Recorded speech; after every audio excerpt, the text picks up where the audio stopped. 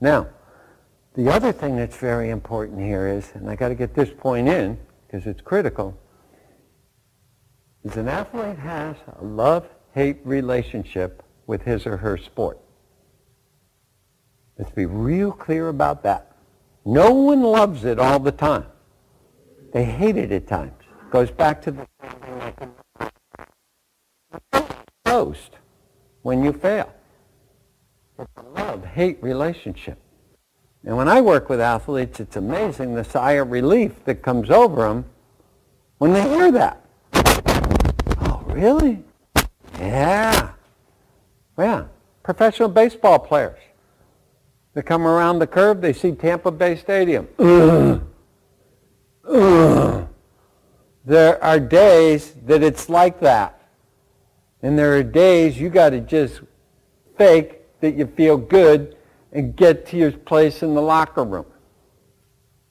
Let's get real here. Okay? It's not sugar. I think positive all the time. Great. Ain't that easy. Ain't that easy. But if you start realizing that's part of the dance, and I've got to deal with this better than other people deal with it, and better than I dealt with it the day before, that's even more important, because I really have no control of anyone else. It's really all about self-reliance. Sport is really about you. And the people you're going against are your best friends, because what they're doing is they're just making it hard for you and challenging you and trying to get you to stretch yourself and get better and better. I mean, when I work with athletes, we're not trying to beat opponents. You're playing against the game. And you got to respect the game, and you got to honor the game. And where do you honor and respect the game? You honor and respect the game, most importantly, with your presence. Even in equestrian, are you ready? Do you ever enter the ring and you're not ready? Not a good idea. Do you ever center and balance yourself before you get on the horse? Good. Because equestrian riders are amazing, because if you can get an equestrian rider to treat themselves 1/10 as well as they treat the horse, they're doing pretty good. They brush them down, they pat them, they comb them, they tell them they're wonderful, and they do all that, and they beat the heck out of themselves. It's incredible. And once again, 1/10. Notice I didn't say great. Forget great. What if you could cut the number of times you beat yourself in half? What would that do to your season? Because see, one thing I've learned over the years, losing stinks. But when the opponent beats you, you can sleep at night. When you beat yourself, that's when you can't sleep. It's a good indicator. Okay? And if we could cut the number of times you beat yourself in half, what would that do for your season?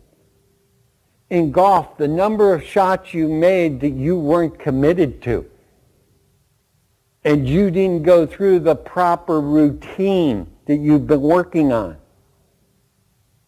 Okay?